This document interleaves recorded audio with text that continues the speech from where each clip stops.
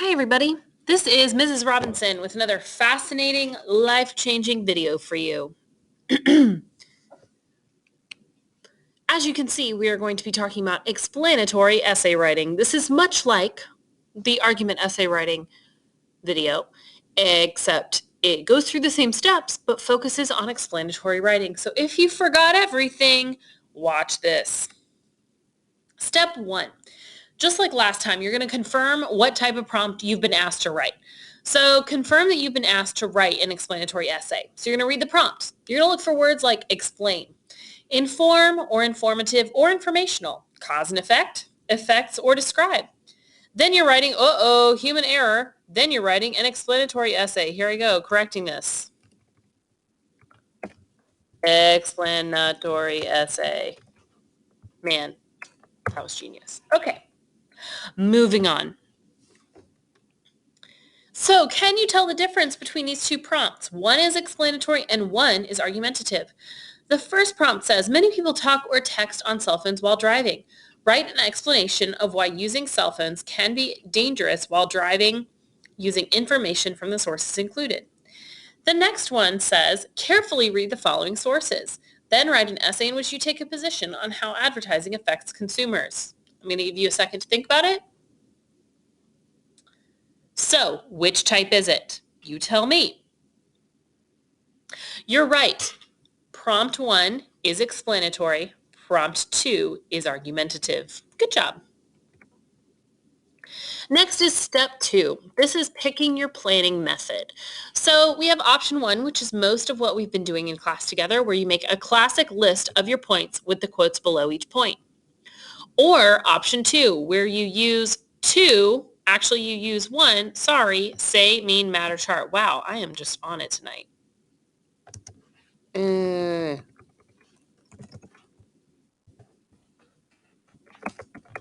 Yay, smiley face for Miss Robinson's fallibility.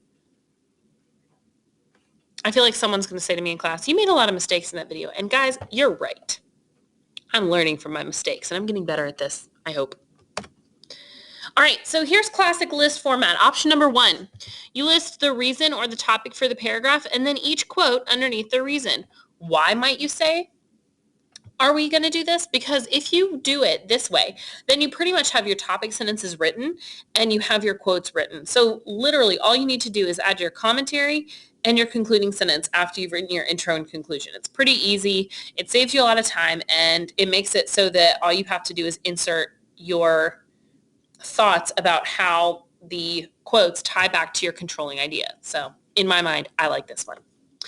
But then if you're the kind of person who struggles with getting your commentary to be deeper, if you find that all you do is explain what it means and you don't really go deeper to synthesis and evaluation, then say, mean, matter is a great option.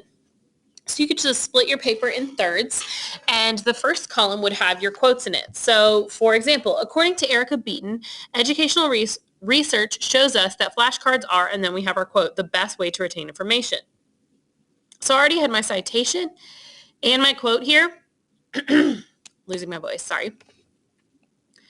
And then over here, I explain what this quote means. This means that those who use this method are much more likely to retain information than students who simply reread long passages over and over again.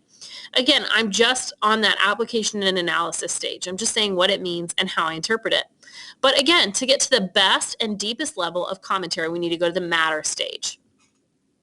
This is important because, due to this research, those who have been studying ineffectively can improve the efficiency and efficacy with which they study, possibly improving student achievement. So again, this is our goal. The matter column is our goal for commentary, not just explaining what something means, but getting to the deeper level and explaining why it matters and why we should care.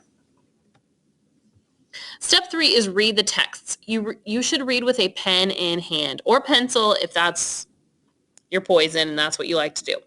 Next, color code if you wish. One color for each distinct topic you notice. Or if you hate color coding, choose a symbol or shorthand for each distinct topic as well. That way you can start marking things as you see them. Take notes as you go. Don't wait until you've finished your essay until you think to yourself, I probably should have planned that essay. No, take notes as you go. Fill up the graphic organizer as you go. Otherwise, again, you will forget the really important stuff. Step 4, plan with the graphic organizer. So once you've taken some general notes as you read, you're going to list your contentions or reasons in order. So in an explanatory essay, these are not arguments so much as they are areas of focus for each body paragraph. Then you're going to write down your quotes under each section. So topic sentence 1, quote 1, and quote 2. Then you're going to write your controlling idea. So you're going to consider the question that you're supposed to be answering. Now, I know that most prompts are not viewed as a question, but it always helps me to turn them into a question in my mind as I try to answer them, and then ask myself, have I actually answered that question, yes or no? Then you're going to write an answer to the question, including the points for each of your body paragraphs. So this is how we set up an argument claim, but I want to change it to something that's more appropriate for a controlling idea. And I want you guys to see me type it so that I can kind of explain my reasoning. Now, I'm going to go ahead and tell you this is not the only way to write a controlling idea. This is just one method, but here is one method that works for some essays, not all of them. And so here's the method. So if you're asked to explain some important aspects or effects of something, here's one way to set it up. You could say something along the lines of, one important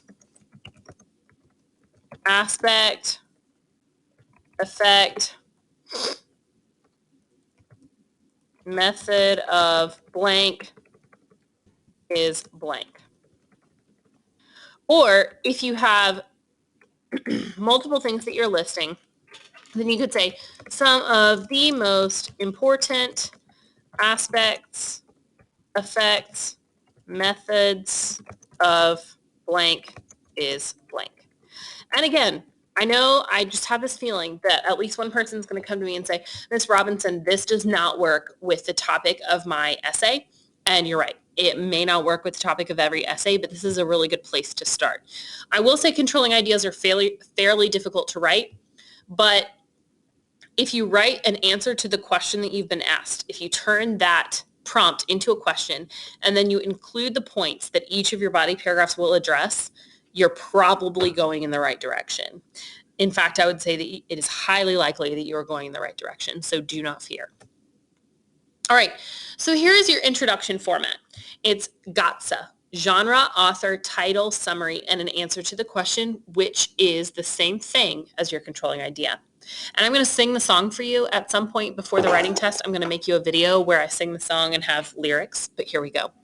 So it goes like this. Genre, author, title, summary. Please keep it short. Answer the question. That's the controlling idea. And I know it's silly and I know it sounds stupid, but if you're in the middle of a test and you're freaked out and you can't remember anything, if you remember that that's how you write an introduction for an explanatory essay, you will be in good shape. So genre is what type of text it is. So for example, a poem, an informational article, or a short story that you're writing about. Next is who wrote the work or works. Next, what is the title of the work? Remember, short works are in quotation marks and longer works are underlined. Summary, it's one or two sentences that just basically explain what the text or texts are about. And then the answer is the controlling idea. It answers the question asked in the prompt. Again, what I do is I make the prompt into a question in my head, and then I make sure that my controlling idea answers that question. All right, here's a sample GATSA introduction. The informational article, We Are Sparta by John Thurmond, addresses the cultural background of the city-state of Sparta. According to Thurmond, Sparta was culturally focused on what mattered most, surviving war. Unlike many other city-states, Sparta focused its efforts on physical development and defense. And again, this is the controlling idea, and it always goes at the end of your intro. So the genre, I've color-coded it, but it's an informational article. The title is We Are Sparta. The author is John Thurmond. The summary is right here. It basically is just explaining what Thurmond's article is about. And finally, the answer. This is the controlling idea. Unlike many other city-states, Sparta focused its efforts on physical development. My first body paragraph will be about that. And defense. My second body paragraph will be about that. All right. Step 6, write your body paragraphs. Again, you should have 2 to 4 of them. I know that sometimes you think to yourself, I have to have 3, but the thing is that if you have 2 strong topics for a body paragraph and then a third weak one, I would avoid the third weak one and focus all your energy on writing 2 amazing body paragraphs as opposed to stretching out your efforts to 3. So each body paragraph should follow the quote sandwich format, which is here. If you have no idea what the quote sandwich format is, even though we've talked about it a million times, then you can type in the link, this link right here, and it will take you to an Edpuzzle that will review that with you. Step 7 is writing your conclusion. A lot of students struggle with this as well. It goes, the format is RQ, RC, SC.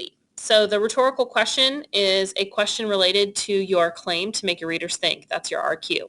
Your RC is your reworded controlling idea. You review your controlling idea and your subpoints for your reader. And then your SC is your suggested consequences. You can suggest consequences, effects, or the importance of your argument or controlling idea. So here, because I'm not making an argument, I'm just explaining the focus of Spartan culture. How does an excessive militaristic focus affect a civilization? That's my rhetorical question. Here's my reworded controlling idea. The Spartans are an excellent example of this. Again, it's not the same thing. It's summarizing my controlling idea.